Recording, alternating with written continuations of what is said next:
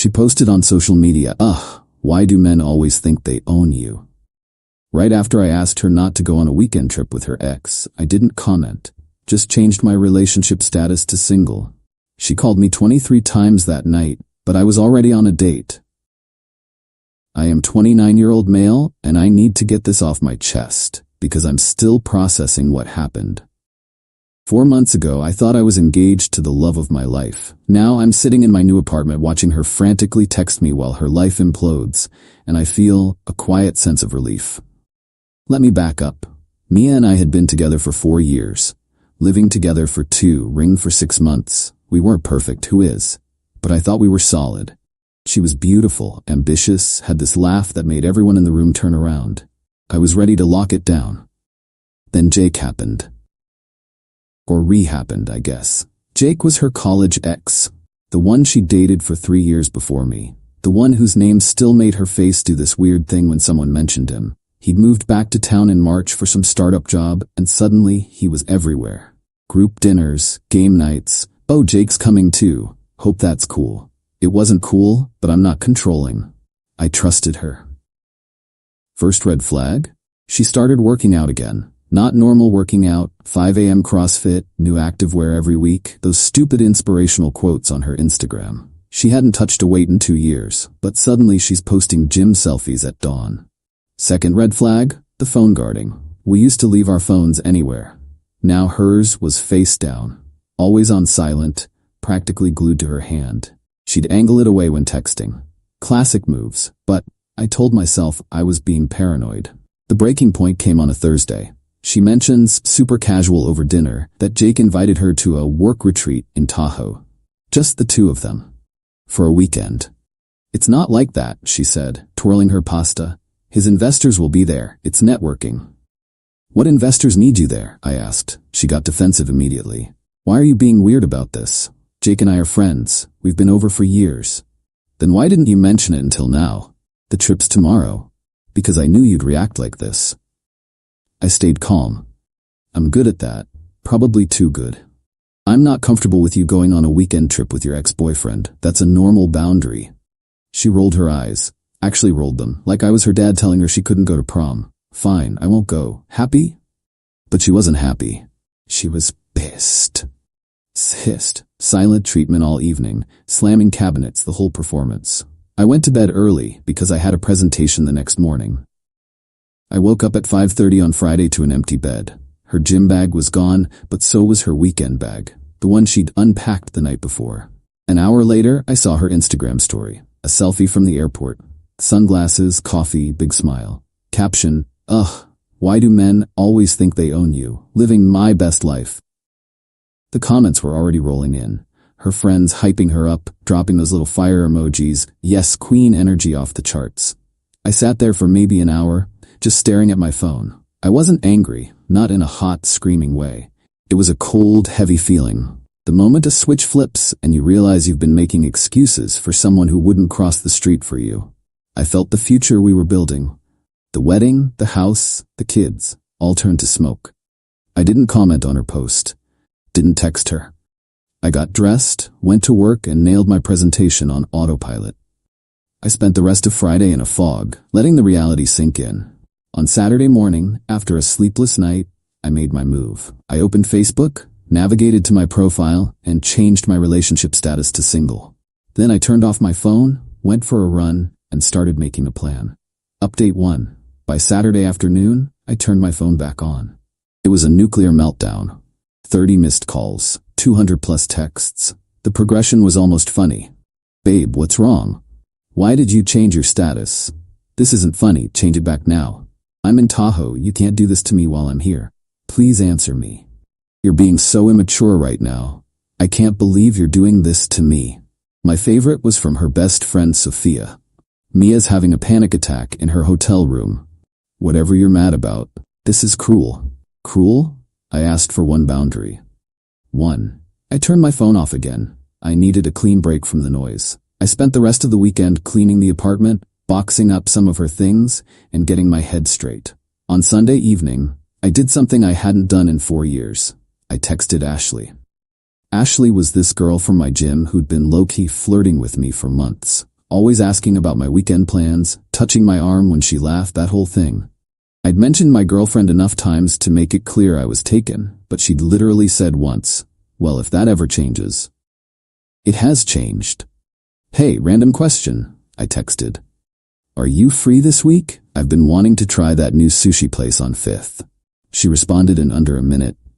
"Is this actually happening? How's Tuesday?" While Mia was figuring out how to cut her networking trip short, I lined up my first date in 4 years. And you know what? It was fun. When Tuesday came, Ashley was funny, smart, and didn't check her phone once. She actually asked me questions and listened to the answers. Around 9 p.m., I turned my phone on. 23 new missed calls from Mia. I didn't check the texts, but I did check Instagram. She'd deleted the airport post. Her story now had a black screen with "going through something. Please give me space." The audacity. She wanted space while blowing up my phone? Ashley must have noticed the look on my face. Bad breakup? Something like that. Want to talk about it? Not really. Is that weird? She smiled. Nope. Want to get dessert somewhere else? We ended up at this 24-hour diner, sharing a piece of chocolate cake and talking until midnight. When I finally got home, Mia's car was in the driveway. She must have flown back Monday. She was sitting on the porch steps, mascara wrecked, still looking exhausted from travel. "You ignored me for 3 days," she said. "You flew to Tahoe with your ex after I asked you not to." "I came back. I left a day early.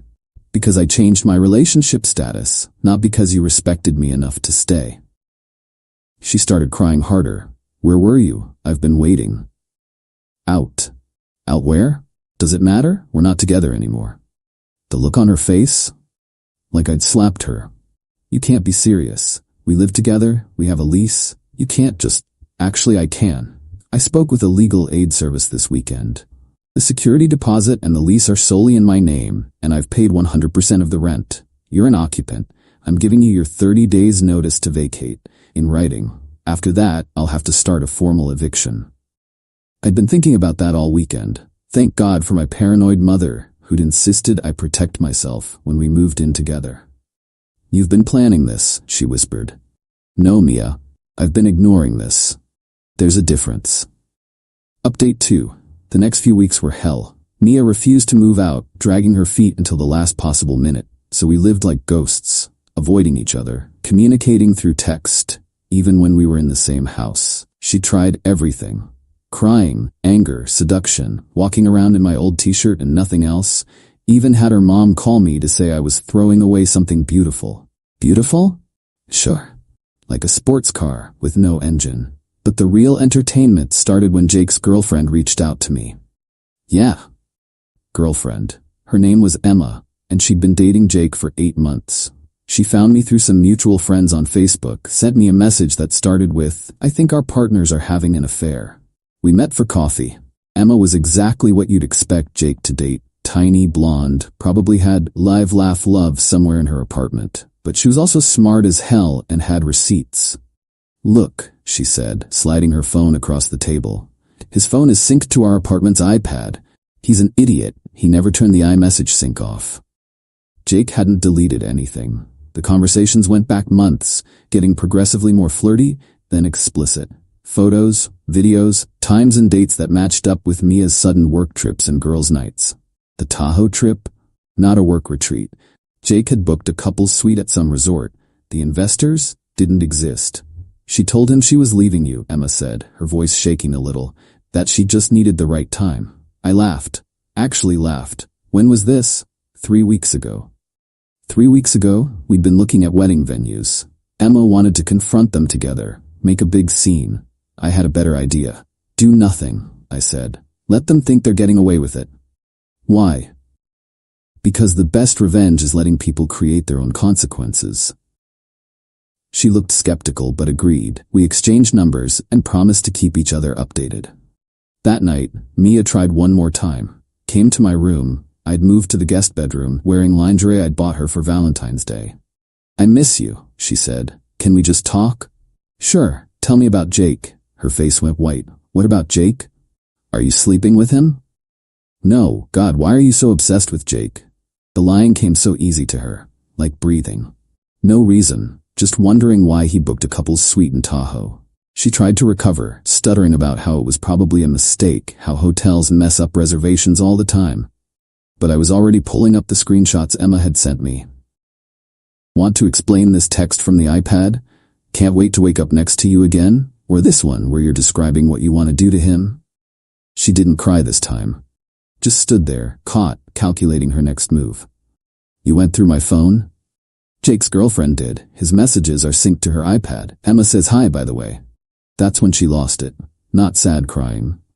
Rage.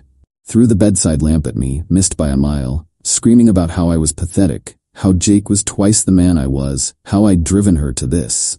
You're boring, she screamed. You're safe and predictable and boring. Jake makes me feel alive. Cool. Go feel alive at his place. I will. And when you realize what you've lost, I'll be relieved, I finished. She packed that night. Took half the stuff that wasn't hers, but I didn't stop her. Small price to pay for peace. Update 3. Remember how I said the best revenge is letting people create their own consequences? Well, 2 weeks after Mia moved in with Jake, Emma executed her own plan. She didn't confront them or make a scene. She did something much worse. She told the truth. See, Jake wasn't some random startup guy. He worked for Emma's father's company. Had been promoted fast because he was dating the boss's daughter. Classic setup. Emma didn't just break up with him. She scheduled a formal meeting with HR and her father, presenting a documented complaint of unethical client relations. Guess what? Mia's company was a client of theirs. Jake had been using his position to give Mia's company preferential treatment, billing them way under market rate to impress her. It wasn't illegal, but it was a massive conflict of interest and a clear violation of company policy. Jake was immediately suspended, pending an internal investigation. A week later, he was fired. But wait, it gets better. Mia had been bragging on social media about her new relationship. Posted photos from Jake's apartment, which was actually Emma's apartment. She'd been paying the rent. When Emma kicked Jake out, suddenly Mia and Jake were both homeless. They ended up at Mia's sister's place. A one-bedroom apartment with her sister's boyfriend, and 2 cats. Romantic. Meanwhile, I was thriving. Got promoted at work. Turns out I was way more productive without the constant drama. Started actually dating Ashley. Joined a bowling league, of all things. Living my best boring life. Then last week, Mia texted me. Can we talk? I almost ignored it, but curiosity won. We met at a Starbucks, public and neutral. She looked rough, hair thrown up, no makeup, wearing sweats. The glow-up she'd been posting about on Instagram was apparently just good lighting and filters. I fucked up, she said, no preamble. Yep. Jake and I are done. It was a mistake. The whole thing. Okay. She stared at me like she was waiting for something. That's it? Okay. What do you want me to say, Mia? She started crying. I want to come home. That's not happening. We were together for 4 years. You're just gonna throw that away? The entitlement. Even after everything, she thought she could just come back? I didn't throw anything away. You did. When you chose to sneak around with your ex, when you lied to my face, when you posted about me owning you because I had one boundary. I made a mistake. No, you made about 100 choices. Every text, every lie, every time you gaslit me into thinking I was crazy for being uncomfortable with Jake. She tried to grab my hand. I pulled away. I'll do anything, she said. Therapy, whatever you want. I want you to learn from this. Just not with me. I left her crying in Starbucks. Felt bad for about 10 seconds until I remembered all the nights I'd stayed up wondering what I'd done wrong, why I wasn't enough. Ashley texted me as I was walking to my car. How'd it go? Like I expected. You okay? Better than okay. And I was. Whatever. The funny thing about betrayal is that it teaches you who you really are. I learned I'm not someone who needs revenge or drama or big confrontations. I just need honesty and respect. Mia learned that Instagram stories aren't real life, that feeling alive doesn't pay rent, and that boring guys who respect themselves don't take you back. Jake learned that syncing your phone to your girlfriend's iPad is a bad idea when you're cheating on her. Emma learned she's a badass who doesn't need anyone's approval to protect herself. And somewhere in all this mess, I learned that changing your relationship status to single isn't giving up. Sometimes it's setting yourself free. Edit, Since everyone's asking, yes, I'm still with Ashley. It's been 4 months and we're taking it slow. She knows the whole story and jokes that she owes Mia a thank you card. We went bowling last week with my league. She's terrible at it but laughs every time she gets a gutter ball. It's nice being with someone who doesn't treat your boundaries like suggestions. And no, I haven't heard from Mia since the Starbucks incident. Blocked her on everything. Her sister occasionally likes my Instagram posts, which is weird, but whatever. Not my circus anymore.